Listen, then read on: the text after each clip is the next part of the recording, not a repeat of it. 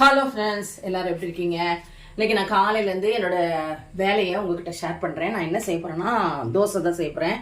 தோசை மாவு இருக்குது, கொஞ்சம் கேழ்வரகு மாவு இருந்தது, அதாவது கேழ்வரகு தோசை அரைச்ச மாவு இருந்தது, அதை இதை கூட கலந்து நான் தோசை சுட போகிறேன். அடுத்தது வந்து பாசிப்பருப்பு வேக வச்சு வச்சுருக்கேன். அது கொஞ்சம் சாப்பிட்டுக்கலாம் டிஃபனோட அப்படின்ட்டு அதையும் வேக வச்சு வச்சுட்டேன். அடுத்தது எங்கள் மீன்கார் நேற்று மீன் கொண்டு வந்தார், அதையும் கழுவி நேற்று ஃப்ரீசரில் வச்சு வச்சுருக்கேன். இப்போ அது வறுக்கிறதோ இல்லை குழம்பு வைக்கிறதோ ஏதோ ஒன்று பண்ணணும், அதனால் எடுத்து வச்சுருக்கேன். அடுத்தது நேற்றுக்கு வந்து ரசம் வச்சுட்டு கத்திரிக்காய் போட்டு தான் பண்ணேன், அதில் கொஞ்சம் ரசம் மீந்துருச்சு, அதையும் எடுத்து வச்சுருக்கேன். நான் இன்னைக்கு வந்து கத்திரிக்காயில் வந்து ஒரு கிரேவி பண்ண போகிறேன். அது ரொம்ப டேஸ்ட்டாக இருக்கும். இது ஆந்திரா ஸ்பெஷல். எனக்கு இது ஒரு சிஸ்டர் தான் சொல்லி கொடுத்தாங்க. ஸோ அதை நான் இன்னைக்கு எப்படி செய்கிறேன்றதை நான் உங்ககிட்ட ஷேர் பண்ணுறேன். இது வந்து சப்பாத்திக்கு, அப்புறம் ஒயிட் ரைஸுக்கு, அப்புறம் புலாவுக்கு எல்லாத்துக்குமே ரொம்ப நல்லாயிருக்கும். அதனால் அதை செய்யறதுக்காக எடுத்து வச்சுருக்கேன். அடுத்தது நான் இங்கே வந்து கத்திரிக்காய் சட்னி அரைக்கப்படேன். இந்த தோசைக்கு ஒரு சட்னி அரைக்கணும் இல்லையா, அதனால் அதுக்கு ஒரு கத்திரிக்காய் 2 கத்திரிக்காய் சின்னதாக அப்படி வெட்டி வச்சுருக்கேன். அப்புறம் வேர்க்கடலை, கருவேப்பிலை, பூண்டு, அப்புறம் காஞ்ச மிளகாய், அப்புறம் வந்து தக்காளி, சின்ன வெங்காயம், தேங்காய், கொஞ்சம் போல் புளி. இது இவ்வளோத்தையும் வதக்கணும். எல்லாத்தையும் வதக்கி முதல்ல இந்த கடலை, இந்த காஞ்ச மிளகாய் எல்லாத்தையும் வறுத்து எடுத்துட்டு, அப்புறம் இந்த கத்திரிக்காயும் தக்காளி வெங்காயத்தை போட்டு வதக்கி எடுத்துட்டு அப்புறம் அரைக்கணும். அதுக்கப்புறம் இன்றைக்கி வந்து என்ன பொரியல்னா கோஸ் நறுக்கி வச்சுட்டேன். கோஸ் பொரியல். பருப்பு குழம்பு வைக்க போகிறேன். ஏன்னா தொடர்ந்து மீன் குழம்பு அது மாதிரி இருந்ததுனால இன்றைக்கி நான் வந்து பருப்பு குழம்பு வச்சுட்டு இந்த கோஸ் பொரியலும் அந்த கத்திரிக்காய் கிரேவி தான் பண்ண போகிறேன். இதை நான் உங்ககிட்ட ஷேர் பண்ணுறேன். இப்போ முதல்ல இதை நான் வந்து வதக்கிட்டு வந்துட்டு உங்ககிட்ட காமிக்கிறேன் இதை எப்படி அரைக்கணுன்றது. கத்திரிக்காயில் சட்னி பண்ண முடியுமா அப்படின்னு நீங்கள் நினைப்பீங்க. கண்டிப்பாக பண்ண முடியும், நல்லா இருக்கும் டேஸ்ட்டாக. இதையே நம்ம சாதத்தில் போட்டு கூட சாப்பிட்லாம். அதனால் அந்த ரெசிபி தான் நான் இன்றைக்கி செஞ்சுட்டு உங்ககிட்ட காமிக்கிறேன். வதக்கிட்டு அரைக்கும் போது உங்ககிட்ட காமிக்கிறேன். பாருங்கள், வேர்க்கடலை, காஞ்ச மிளகாய் வதக்கி நல்லா எண்ணெயில் வறுத்து வச்சுட்டேன். தேங்காயும் புளியும் சேர்த்துருக்கேன். இதில் கொஞ்சோண்டு உப்பு சேர்க்கணும். இதில் வந்து கத்திரிக்காய், தக்காளி, சின்ன வெங்காயம், கருவேப்பிலை, பூண்டு எல்லாம் வதக்கி வச்சாச்சு. இதை வந்து இப்போ நான் அரைக்க போகிறேன்.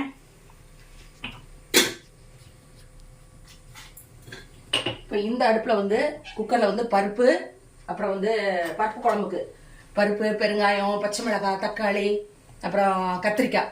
சில பேர் கத்திரிக்காய் போட மாட்டாங்க, ஆனால் நான் கத்திரிக்காய் போடுவேன். அது போட்டு இதில் தோசை கல் வச்சுருக்கேன். தோசை சுடுறதுக்கு கல் காஞ்சிட்டுருக்கு. இப்போ சட்னி அரைச்சிட்டு தோசையை சுட்டுருவேன். இப்போ அரைச்சிட்டு வந்து உங்கள்கிட்ட காமிக்கிறேன். இங்கே பாருங்கள், அரைச்சிட்டேன் பாருங்கள். ரொம்ப குறைன்னு அரைக்காமல் கொஞ்சம் இதில் பதத்தில் அரைச்சிக்கணும். இப்போ இது வந்து இப்படியே தொட்டு சாப்பிட்றவங்க ஓகே, இப்படியே வந்து நீங்கள் தொட்டு சாப்பிடலாம், தாளிக்கணும்னு கூட அவசியம் இல்லை.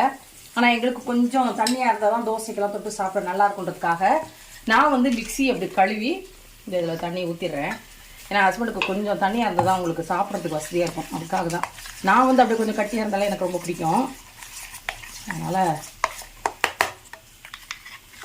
ரொம்ப வந்து மழுக்கு அரைச்சிட்டிங்கன்னா கொஞ்சம் சாப்பிட்றதுக்கும் கொஞ்சம் ஒரு மாதிரி இருக்கும் இல்லைங்களா. அதனால் கொஞ்சம் குறைன்னு அரைச்சிங்கனாலே நல்லாயிருக்கும். அம்மியில் அரைச்சிங்கன்னா சூப்பராக இருக்கும். இது அவ்வளோதான், இவ்வளோ கட்டி வச்சுக்கிட்டேன் போதும். இப்போ நான் வந்து கடாய் வச்சுருக்கேன். அதில் நம்ம எண்ணெய் ஊற்றிட்டு கடுகு ஊற்றி தாளித்து திரும்ப சூடு பண்ணணும்னு அவசியம் இல்லை.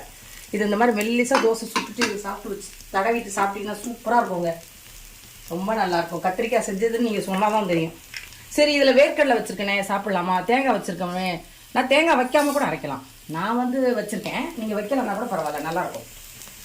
வெறுமையாகவே சாப்பிட்லாங்க. இது நல்லா சாதத்தில் போட்டு நீங்கள் சாப்பிட்டீங்கன்னா அவ்வளோ டேஸ்ட்டாக இருக்கும். இப்போ நான் வந்து இந்த தோசையை அப்படியே ஊற்றிக்கிறேன். ஏன்னா 3 அடுப்புலேயும் 3 வேலை இருக்குது, டைம் ஆயிடுச்சு. அதனால் இந்த கடுகு பொடியுது. இப்போ தோசை கல் வச்சுருக்கேன். நம்ம தோசையை ஊற்றிடலாம்.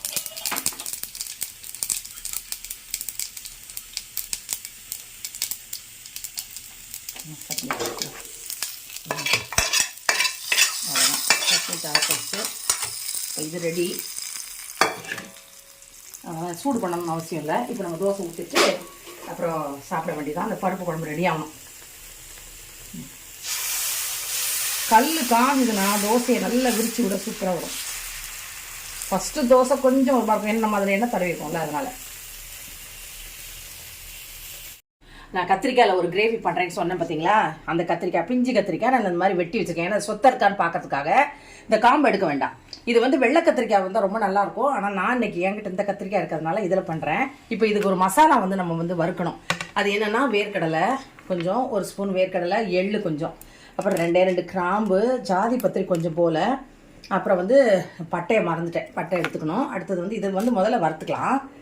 இப்போ வந்து வேர்க்கடலை, எள்ளு, வெள்ளை எள்ளு.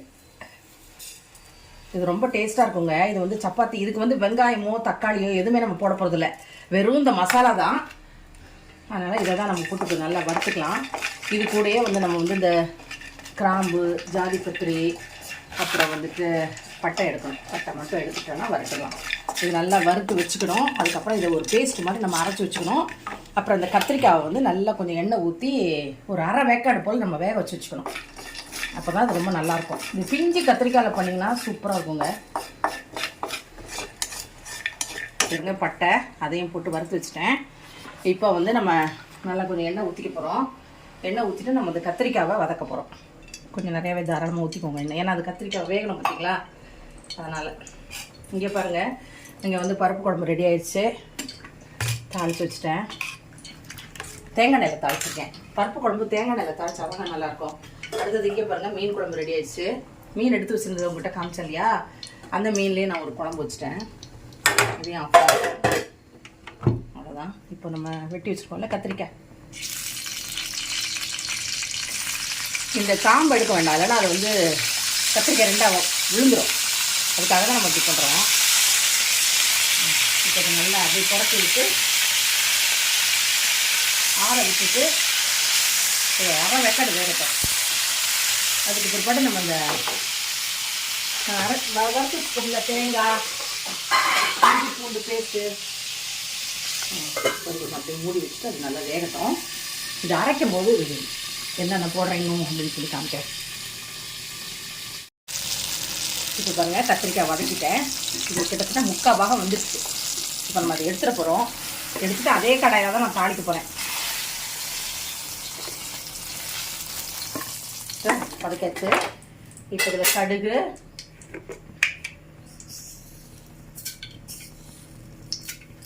அடுத்தது கொஞ்சம் போல் ஜீரகம்,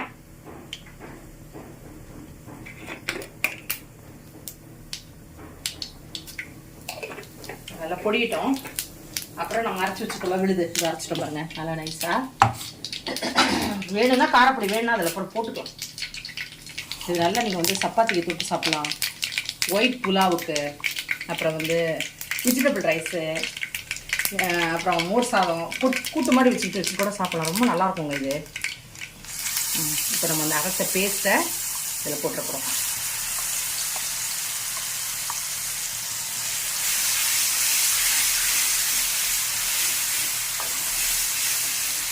நல்லா இது எண்ணெய் தெரிஞ்சு வரணும். அது வரைக்கும் நம்ம வந்து இதை நல்லா இந்த பேஸ்ட் அப்படியே போட்டு நல்லா எண்ணெயிலே வேக விட்டுருலாம். ஆல்ரெடி நம்ம வறுத்து தான் வச்சுருக்கோம், ஆனாலும் புளி வேற போட்டுக்க முடியுங்களா. நல்லா எண்ணெய் தெரிஞ்சு வரட்டும். அதுக்கப்புறம் நம்ம தண்ணி ஊற்றிட்டு நம்ம வறுத்து வச்சுருக்கோம்ல கத்திரிக்காய், அதை அதில் கொடுப்போம். இப்போ எண்ணெய் தெரிஞ்சு வரட்டும், காமிக்கிறேன். எண்ணெய் தெரிஞ்சு வருது பார்த்தீங்களா. இந்த டயத்தில் நம்ம வதக்கி வச்சுருக்கோம்ல கத்திரிக்காய், அதை அதில் கொடுப்பேன்.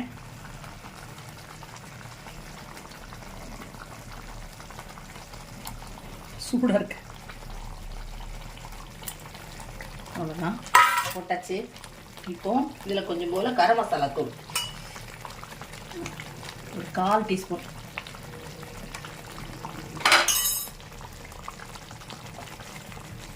இது நல்லா எண்ணெய் தெளிஞ்சு வரட்டும். அதுக்கப்புறம் கொத்தமல்லி போட்டு இறக்கிட போகிறோம். அவ்வளோதான், சுவையான கத்திரிக்காய் கிரேவி. மூடி வச்சிடுறேன். சூப்பரான பாருங்கள் கத்திரிக்காய் கிரேவி.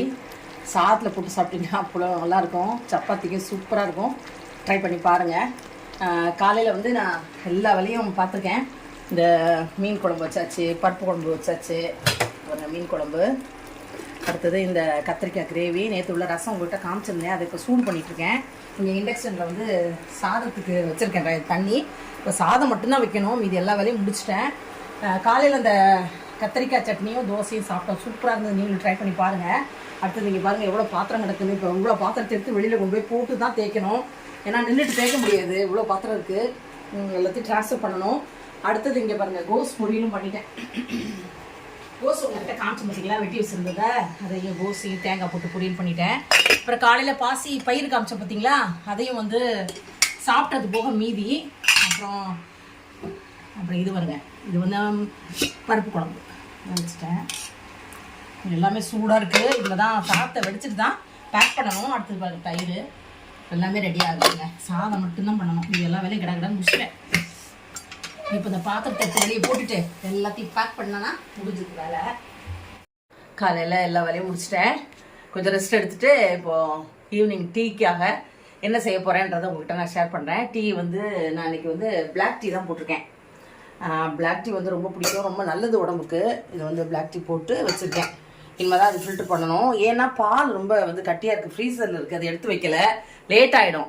அதனால் கருப்பட்டி போட்டு குடிக்கலாம் அப்படின்னு சொல்லிட்டு போட்டு வச்சுட்டேன். இப்போ இந்த காலிஃப்ளவர் வந்து நம்ம வந்து எப்போதும் வந்து 65 பண்ணுவோம், இல்லைனா வந்து குருமா வைப்போம், இல்லைனா வெஜிடபிள் புலாவில் போடுவோம், அப்படி தான் பண்ணுவோம். நான் இன்றைக்கி வந்து பக்கோடா போட போகிறேன். இதில் இது எப்படின்னா அந்த தண்டு பகுதி இருக்குது பார்த்தீங்களா, இதை இருக்குது பாருங்கள், இதெல்லாம் கட் பண்ணிடணும். இதெல்லாம் இருந்ததுன்னா உங்களுக்கு கிறிஸ்பியாக வராது. அதனால் வெறும் பூ மட்டும்தான் எடுத்திருக்கேன். இப்போ இதை வெந்நீரில் போட்டு மஞ்சத்தூள் கொஞ்சம் போட்டு நான் வடிகட்டி வச்சுருக்கேன். இங்கே எண்ணெய் காஞ்சிக்கிட்டு இருக்கு. இப்போ நமக்கு இதுக்கு என்ன பண்ண போகிறோம்னா ஒரு பேஸ்ட் ஒன்று அரைக்கணும். என்ன பேஸ்ட்னா பச்சை மிளகாய், அப்புறம் இஞ்சி, பூண்டு, இதை வந்து முதல்ல அரைச்சி இது நல்லா கலந்துக்கிடணும். அதுக்கப்புறம் கடலை மாவு, கார்ன்ஃப்ளவர் மாவு, அரிசி மாவு இதெல்லாம் கலந்து தான் நம்ம பொரிக்க போகிறோம். இப்போ நான் இதை மிக்சியில் அரைச்சிட்டு வந்துட்டு உங்கள்கிட்ட இதில் கலக்கும் போது உங்கள்கிட்ட காமிக்கிறேன் பாருங்கள். இஞ்சி, பூண்டு, பச்சை மிளகாய் நான் எல்லாத்தையும் அரைச்சிட்டு வந்துட்டேன். இப்போ நம்ம காலிஃப்ளவரை வந்து உப்பு போட்டு வடிக்க வச்சுருக்கோம்ல, அதை தண்ணியே இருக்கக்கூடாது. இப்போ அதை நான் இதில் சேர்த்துட்டேன். இப்போ இதை நல்லா இதில் புரட்டிக்கலாம். புரட்டிக்கணும். இது வந்து பச்சை மிளகாய் போடும்போது அதோட ஃப்ளேவரும் சரி, சாப்பிடும் போதும் சரி ரொம்ப நல்லாயிருக்கும். ட்ரை பண்ணி பாருங்கள் இதே மாதிரி. அடுத்து இது அரிசி மாவு, இது கார்ன்ஃப்ளவர் மாவு. நான் 2 ஸ்பூன் மாவு எடுத்து வச்சுருக்கேன். நமக்கு இது எவ்வளோ தேவையோ அந்த அளவுக்கு நம்ம போட்டுக்கலாம். பாருங்கள், இப்போ எல்லாம் கொஞ்சம் போது தான் மாவு எடுத்து வச்சுருக்கேன் பாருங்கள். 2 ஸ்பூன் போட்டேன். பெரிய ஸ்பூனுக்கு 2 ஸ்பூன் போட்டேன். கூட கொஞ்சம் இந்த 2 ஸ்பூனையும் போட்டுடலாம். இதில் கொஞ்சம் போல் நம்ம மஞ்சத்தூள் போட போகிறோம். கொஞ்சம் போல் கலருக்காக காஷ்மீரி மிளகாத்தூள் கொஞ்சம் போட்டுக்கலாம். ஏன்னா அப்போ தான் உங்களுக்கு ரெட்டிஷாக சூப்பராக இருக்கும். நார்மல் கலர் வேணும்னா நீங்கள் நார்மல் பவுடர் கூட போட்டுக்கலாம், ஒன்றும் பிரச்சனை. காரப்பொடி, பச்சை மிளகாய் போட்டிருக்கோமே, காரம் எதுக்கு போடணும் அப்படின்னு சொன்னீங்கன்னா நீங்கள் விட்டுருங்க, ஒன்றும் பிரச்சனை இல்லை. மஞ்சள் பொடி போட்டாச்சு. இப்போது நான் கொஞ்சம் போல் தனி மிளகாய் தான் போடுறேன், கொஞ்சமாக, அவ்வளோதான், நிறைய போடலை. இப்போ இதையும் புரட்டி வச்சுக்கலாம். புரட்டிட்டு இது ஒரு 2 மினிட்ஸ் அப்படியே இருக்கட்டும். அது நல்லா அந்த இஞ்சி பூண்டு, கார்ன்ஃப்ளவரு, அப்புறம் நம்ம போட்ட மஞ்சத்தூள், மிளகாத்தூள் எல்லாம் அந்த காலிஃப்ளவரில் நல்லா ஒட்டிக்கும். ஒட்டிட்டதுக்கப்புறமா தான் நம்ம வந்து கடலை மாவும் அரிசி மாவும் கலக்க போகிறோம். இப்போவே வேண்டாம், இது ஒரு 5 நிமிஷம் அப்படியே ஊறட்டும். இப்போ நான் இந்த ஸ்பூனுக்கு தான் கார்ன்ஃப்ளவர் 2 ஸ்பூன் போட்டேன். அதே 2 ஸ்பூன் தான் கடலை மாவு, அதே 2 ஸ்பூன் தான் அரிசி மாவு எடுத்து வச்சுருக்கேன். இப்போ நமக்கு எவ்வளோ தேவையோ அது போட்டுக்கலாம். ஏன்னா ஆல்ரெடி நம்ம வந்து கடலை மாவு இது கார்ன்ஃப்ளவர் மாவு வேறு போட்டிருக்கோம். அதனால் அது 1 ஸ்பூன், இது 1 ஸ்பூன் போட்டிருக்கேன். கடலை மாவு 1 ஸ்பூன், அரிசி மாவு 1 ஸ்பூன். தேவைப்பட்டதாங்க தண்ணி தெளிக்கணும். தேவைப்பட்டால் தண்ணி தெளிக்கணும், இல்லைனா அப்படியே நம்ம வந்து இந்த ஈரப்பதத்திலே நம்ம பிசைஞ்சால் போதும். தண்ணி தெளிச்சிட்டிங்கன்னா உங்களுக்கு வந்து உங்களுக்கு கிறிஸ்பியாக வராது. இப்போது இதுக்கு கொஞ்சம் தண்ணி தேவைப்படுது, ஏன்னா நம்ம மாவு வந்து அடியில் இருக்குது பார்த்தீங்களா, அதனால் கொஞ்சம் தண்ணி தெளிச்சிக்கலாம்.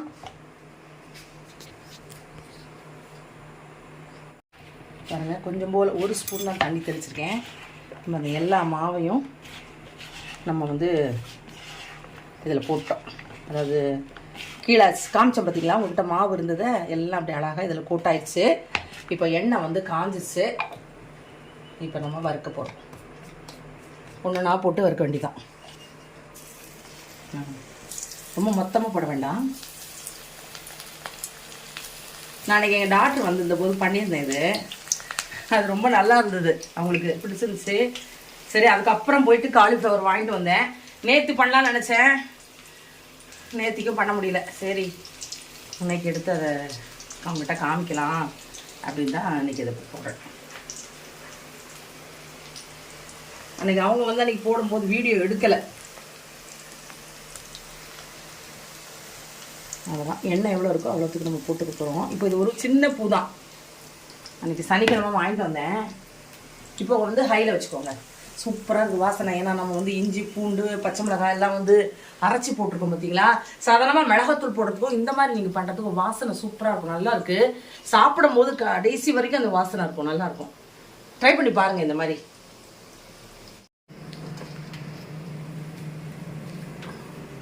பால் ஃப்ரீசர்லேருந்து எடுத்துருக்கேன் இப்போ தான், அதனால தான் பிளாக் டீ நீங்கள் போட்டிருக்கேன். ரொம்ப லேட் ஆகும், அது வரைக்கும் பொறுமை இல்லை.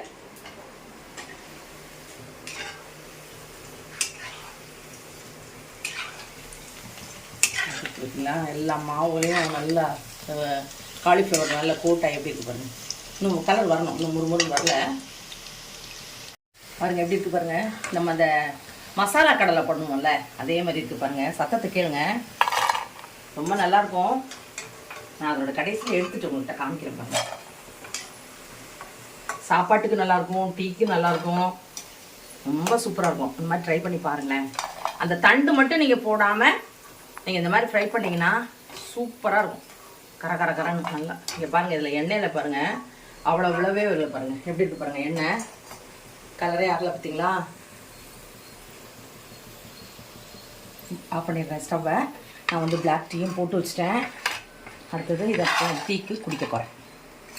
இதை ஹஸ்பண்டுக்கு எடுத்து வச்சுருக்கேன்.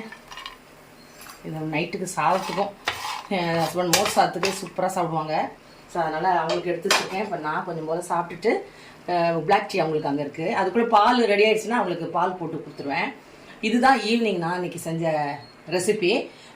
காலிஃப்ளவரில் பக்கோடா போட முடியுமானா கண்டிப்பாக போட முடியும். ட்ரை பண்ணி பாருங்கள். நான் சொன்ன அதே அளவு போட்டு செஞ்சு பாருங்கள், ரொம்ப நல்லாயிருக்கும். நான் காலையில் ஒரு கத்திரிக்காய் கிரேவி ஒன்று பண்ணேன். அந்த கிரேவிக்கு வந்து தக்காளியோ வெங்காயமோ எதுவுமே கிடையாது, ரொம்ப டேஸ்ட்டாக இருக்கும். நீங்கள் ட்ரை பண்ணி பாருங்கள். அடுத்தது தோசைக்கு ஒரு கத்திரிக்காய் சட்னி வச்சேன், அதையும் ட்ரை பண்ணி பாருங்கள். சீப்பாக கிடைக்கிற நேரத்தில் இப்படி நம்ம வந்து கத்திரிக்காய் வந்து ரொம்ப அயனு, ஸோ அதை வந்து நம்ம யூஸ் பண்ணிக்கலாம்.